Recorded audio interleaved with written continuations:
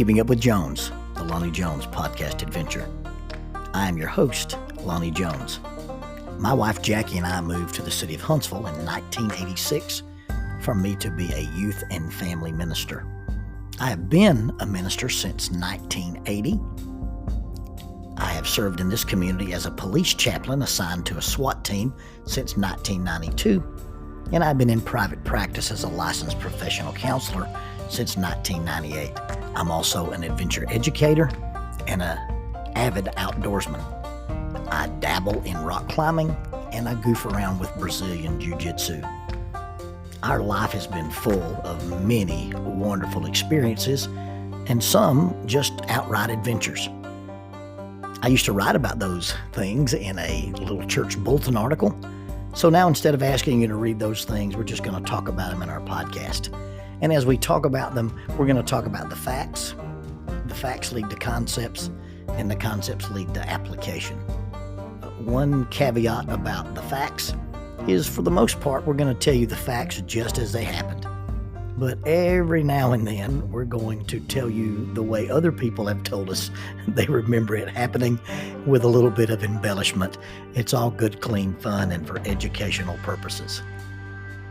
Thank you for listening, and we hope you enjoy Keeping Up with Jones.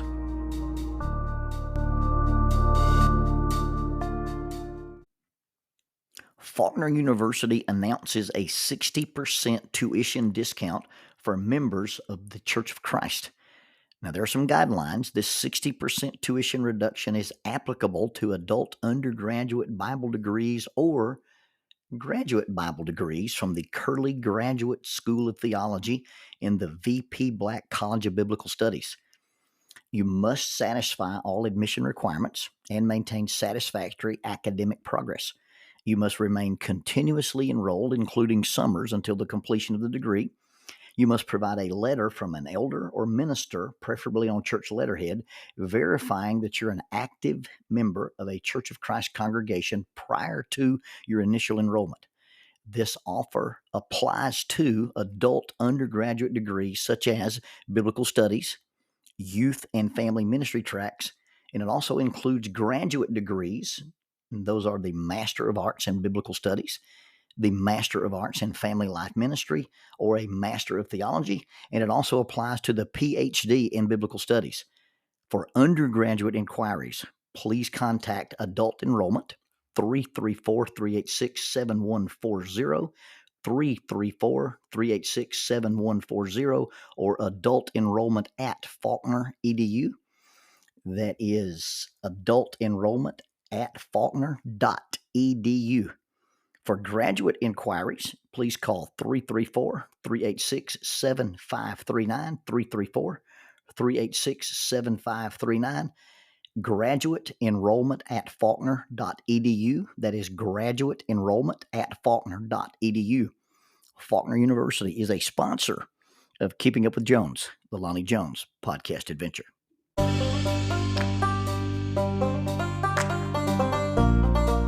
TKM Incorporated in Moss, Tennessee is a construction company that specializes in erosion control, seeding, and soil, hydroseeding, hydromulch, minor excavation, and silt fence.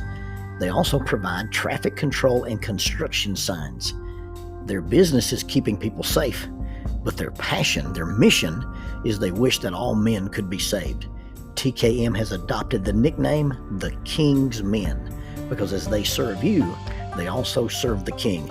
If they could provide any of their services for you, please contact them at 931-243-3958. That is 931-243-3958. Or you can contact them on the net at tkminc2001 at twlakes.net. That is tkminc2001 at twlakes.net. TKM Incorporated is a sponsor of Keeping Up with Jones, the Lonnie Jones podcast adventure.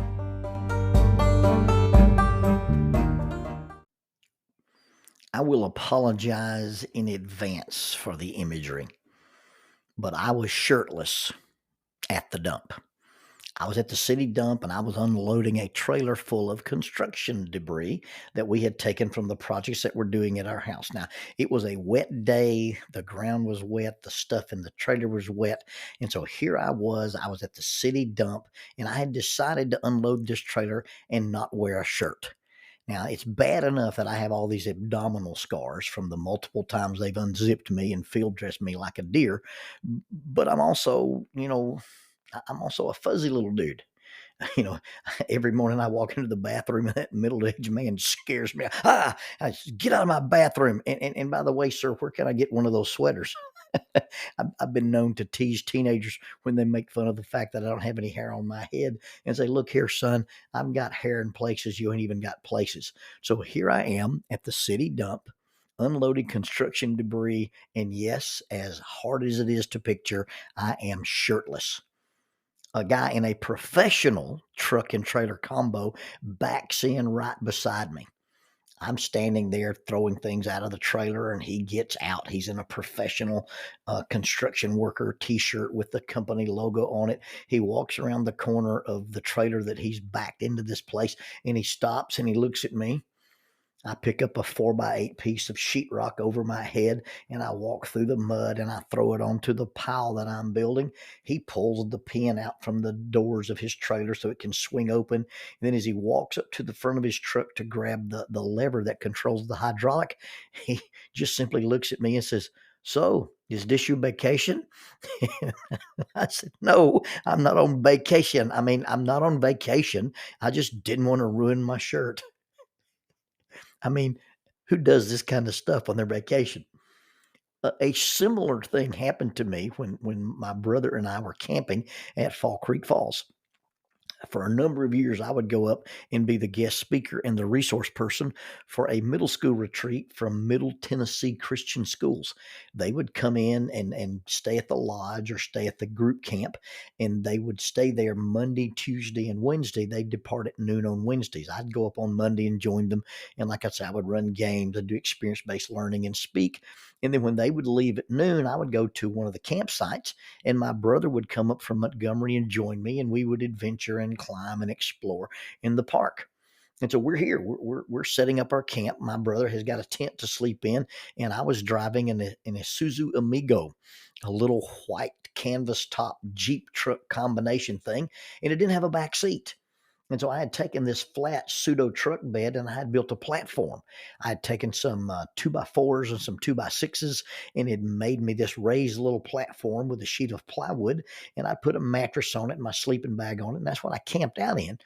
But underneath this little platform, I had all this empty space. So I had put, ropes and tools and sterno cans and all kinds of things. Well, we're here setting up our camp. And as we're getting the camp set up, we get this prevailing wind and the weather starts cooling off. Now, in those days, there were no phones and no weather apps, and there was no 24-hour weather channel. You just went and did what you did, and the weather either cooperated or it didn't. The weather either changed or it didn't. The weather either helped you or it hurt you. And so we're at our campsite, and all of a sudden, it starts to cool off. We start looking around for some firewood. Now, we've got enough little wood there that we can cook on, but we really don't have the kind of wood that you're going to need to stay warm. And in a state park, you're not allowed to cut trees, you're not allowed to cut limbs. But anything that's fallen, anything that's already deadfall, you can have access to. Well, it just so happened that right before we had gotten up there, maybe even a couple of weeks before that, there had been some storm damage and there had some trees had been knocked down in the campground. And the camp service people had cut these trees up into logs and not manageable sections, but they weren't unmanageable either. So we have these big round sections of trees, and they're just not small enough to build a campfire out of. But I had underneath the little thing in my truck, I had a splitting maul. I had about a 10 to 12 pound maul. A splitting maul has like a sledgehammer head on one side and then a sharpened blade on the other. And so we start rolling these logs into our campsite, standing up on the end, and I began to split them as I had been taught to split by Lamar Harbin. Harbin was this guy that would kind of worked as our Bible class teacher and one of the guys that was sort of like our youth leader when we were kids at church. And Lamar was an absolute country strong, raw boned guy, and he taught me how to split wood using one of these mauls. And using a splitting maul is about technique and physics. It's not about raw strength. It's not about raw power. And if you turn the wood right and you can read the little X that shows you where the grain of the wood is, and you bring that maul up over your head and let the weight of the hammerhead, drive that point into the wood, the wood would jump apart. And so here I am in this campsite, and I'm taking these big logs and I'm turning them into halves, and then I'm turning the halves into quarters, and we're just, splitting wood going and coming. About a campsite over, and there's not a lot of people camping this time of year, my brother and I, but there's one campsite empty, and then the next campsite, there's these young people, probably college age, and they're camping nearby, and it's two boys and two girls, and you could tell obviously they were unprepared for the weather event. So I went over and asked them. I just was being nosy, and I said, "Hey, do you guys have any firewood?" And he goes, "We've got wood here, but we can't burn it. It's not manageable for us." So I started turning some of their logs over, standing them on the end, and would split them apart with the maul. And I split enough wood for these guys that they could, have a nice campfire and probably get them through the night. And these guys had never used a splitting maul, and they were unashamed. They said, "Hey, we don't know how to use that thing. We've never split any wood." I was pretty good at splitting wood. When Jackie and I lived in Salem, Arkansas, we heated our house. The house that we lived in was the parsonage. That means it's a house that the church owns, that they let the minister live in. And somebody in their wisdom had decided, it'd be more economical for the church if they didn't have to pay these huge heating bills. And we let this guy heat his house with wood. Well, that meant the guy who lived in the house, me, had to find wood, and they weren't paying me enough to buy wood. So I worked with a guy named John Moore, who had a wood splitting company or a wood cutting company. And I would go spend a couple of days a week with him to gather my own wood. And then I'd pile it up in the yard and I would split it. And I got really good at splitting wood. Splitting wood's very, very therapeutic, if not somewhat unchristian, because you stand a piece of wood on its end, you look at it, and you picture the face of the difficult congregant, and you bring that maul crashing down into it. Like I say, very therapeutic, if not a little bit unchristian. And there was one particular guy who got a lot of reps, but that's a different story. Anyway, here I am at this campground, and I'm in my probably mid-30s, and I'm feeling like a seasoned veteran woodsman around these college-age young people. Well, we lived through the night. We didn't freeze to death. And the next morning, Gerald and I got up and we started our fire, and we wrapped some potatoes in some aluminum foil, and we buried them inside the ashes of the fire so they can slow cook. And when we come back to camp for lunch, we'll have something ready to eat. And we're getting ready to go explore the park. Well, I look up, and standing in the gap between the two campsites is Captain Coed. He's standing there in what looks like maybe his pajamas, and he's motioning for me, and he's not being really loud, but I walked over to him and he said, "Hey, could I borrow your wood chopper?"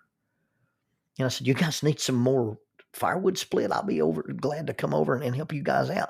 And he said, "No, if it's all the same to you, I'd like to borrow that thing. My girlfriend thought it was cool the way you were breaking up those logs, and I'd like to try to impress her." Well, now I'm always willing to help a young man impress a young lady. So I gave him the splitting maul, and Gerald and I went off adventuring. Somewhere around lunch or 1 o'clock, we returned to camp. We're ready to eat. And as we returned to camp, there lies the handle of my splitting maul and the head of the splitting maul, and they are not connected. They're lying on top of our picnic table in our campsite. This kid had successfully beaten the handle out of my maul. Now you got to understand, this young man was not strong enough to swing this maul and miss-hit one time and break it.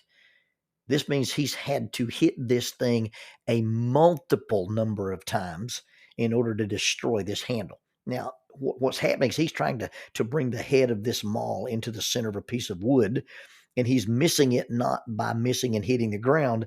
He's overreaching, and the handle is hitting the wood, and the head of the maul is on the other side of the wood. And so you just keep striking and striking and striking the same spot. And he'd done this mistake. He'd repeated this mistake with a number of times and with enough force that he'd broken a hickory handle out of my splitting maul. absolutely a rookie mistake. And the rookie mistake was not made by the would-be Paul Bunyan, but the rookie mistake was made by me by letting the little guy who wanted to play Paul Bunyan break my splitting maul in half trying to impress a girl. Well, we've got 2 more days to be in camp, and now we've got to have some way to get wood, and so I've got to repair this maul. Just outside the entrance of Fall Creek Falls State Park is a little general store. And by general store, I mean a general purpose, all-purpose store, a little wooden sided building with a porch and steps you walk up, and they sold camping gear, they sold fishing gear, they sold groceries, they sold hardware, and they sold tools. So I head out to this little store while my brother is preparing our lunch. I walk into the store holding the head of this splitting maul, and I looked at the proprietor and I said, "I've got to buy a new handle for my maul." And he said, "Oh, you must be with that crew out of so-and-so who's up here clearing the power lines." And I said, "No, sir, I'm not clearing any power lines. I'm up here on vacation." And he just stopped in his tracks and looked at me and said, "If this is what you do for vacation, I'd hate to go to work with you." I had to reflect and say, who brings a splitting maul on their vacation? I hadn't really stopped to consider that some of the things I did for fun, other people might consider to be hard work. And I had learned that there were lots of things that were hard for me that were very easy for other people. The kinds of things that Jackie's dad could do, the things he could build or make or repair that I had no idea how to do when Jackie and I first got married, and he taught me. And he had an incredible work ethic. He'd worked in the oil fields as a roughneck, and he did some climbing around steel structures when he was a professional painter. And her brother Shane is one of the most hardworking guys I know. The last time I was in Arkansas and visiting, I was speaking at one event, was going to have a day off, and then travel and speak at another event in the same state, a couple of hours apart. On my day off, Shane and I spent that day pulling stumps out of his yard. And it was fun. We worked for 4 or 5 hours getting these stumps out of his yard, using my rope gear and using my pulleys and using an old retired tree rope. And at the end of the day, we're sitting on the tailgate of the truck. We're watching the sun go down. And Shane commented, he said, "This probably wasn't how you wanted to spend your day off, but I think it's really enjoyable to work with your hands and get to see what you've accomplished." And I had to agree. It might have been hard work, but it was also fun. I got to cooperate. We got to problem solve. I got to use my ropes. I got to use the mechanical advantage. I got to use my pulleys and the friction knots. I'd learned how to use all these rope systems and mechanical advantage in a 3-day seminar that I'd attended at Berry College. It was called Rope Technician Level 1. And I can't tell you how many times I've gone to a single-day seminar or a multi-day seminar just to collect the experiences. I learned to do single rope technique at a camp at Black Mountain, North Carolina, at a tree climbing seminar. And I've spent the day with people doing their job just so I could learn the tricks of the trade. Because you see, you can spend years learning how to use a chainsaw, or you can spend one day with a guy who uses a chainsaw every day, and it'll make up for you not using a chainsaw for a number of years. And you can learn things that you could only learn by using a chainsaw for years. It's so valuable to collect experiences from experienced people. One of the things I try to do, since I can't train on a regular basis in jiu-jitsu, is go to a weekend seminar or even take a private lesson. Spending one-on-one, just one lesson with somebody like Brandon McGathern or Matt Scaff or Brendan Messick or Chuck Mitchell. You spend one day with those guys, and you learn from them in a day what it took them months to learn or develop. Spend one day with Ed Marshman taking one of his pistol classes, or just spend a half a day on the range with a guy like Jason Brightwell. You gain experience from an immersive experience or an intensive seminar, and you progress in your skill level so much further than you would in weeks or months of just learning this stuff on your own. They already know the mistakes you make. They watch for those mistakes, and they already know the tricks of the trade to advance your skill level or advance your efficiency far, far greater than that. You've heard me say before that I define a problem as a lack of resources. The young man next to us did not have a maul. He had a problem. He didn't have what he needed to cut wood. I also define a dysfunction as a misuse of resources. So he had access to a maul, he had access to my axe, but he didn't have the experience to use it. And if he'd asked me to teach him to use it, he wouldn't have destroyed it. But since he didn't gain from my experience, he had a bad experience. As important as it is to have experiences, we need people in our lives with experience.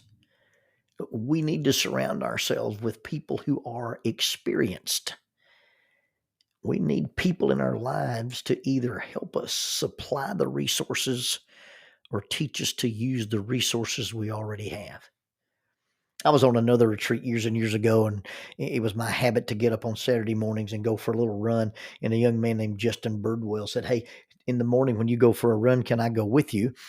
I didn't think about what level of runner he was or what level of runner I was, but he was wearing a T-shirt when he came out to run that morning, and his shirt simply said, "My sport is your sport's punishment." He was a state record holder as a cross-country runner, and his shirt essentially said, "I do for fun what they make you do in order to punish you.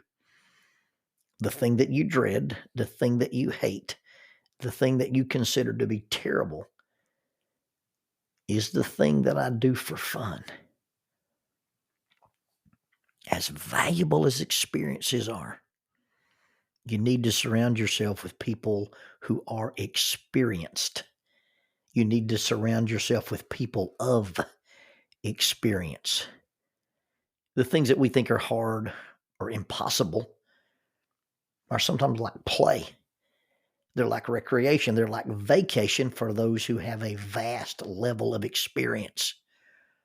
What we might think is too hard is a normal day or an easy day or even an off day for them. When people come to therapy all the time and they're overwhelmed with this new thing that they have got to navigate in their life. And I try to explain it this way, especially when people are uncomfortable about quote unquote needing to see a therapist.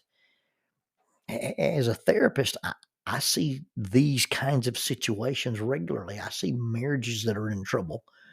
I deal with people who've experienced trauma or grief or loss. I deal with people who have anxiety. And I explain it this way. If I have a problem with my truck and my truck needs a new transmission, that is a life-altering experience for me. There's nothing I can do about it. I'm way in over my head and I'm overwhelmed. But the guy at the transmission shop probably rebuilds 2 or 3 transmissions in a week. You've come to the counselor's office because I have plenty of experience with what is your new experience. And what you think may be difficult or hard is so familiar, as if not to be easy, at least it's simple to deal with. The best experiences are experienced by surrounding yourself with those who have experience. Getting advice in your marriage, not from a therapist, but from people who've been married for 25, 30, or 40 years. Learning how to navigate your job by a senior guy. Learning how to deal with your children by people who have raised their children. Learning how to do a sport by a guy who's accomplished in the sport. It's so valuable to surround ourselves with mentors, to learn the thing that we're trying to learn to navigate the thing we're trying to navigate from those who've already figured out the science, who've already figured out the tricks of the trade, and who've done it enough times and for the amount of time that to them it's really easy. And if you watch them, it looks really easy. And that's sports, that's work, that's technique, that's relationships, that's crisis, that's grief, that marriage, that's fitness, that's finances, that's everything in life. It's not just having the experience, but finding people who are experienced.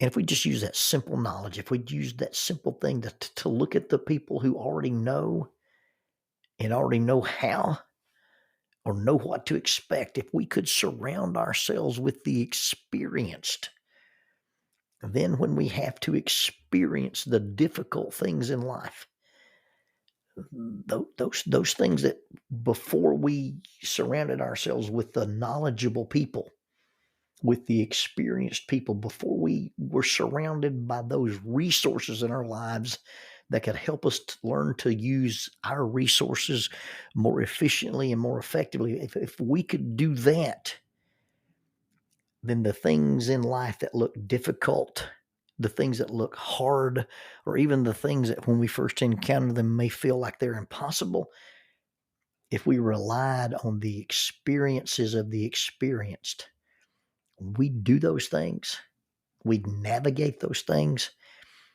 and it would feel like we were on vacation.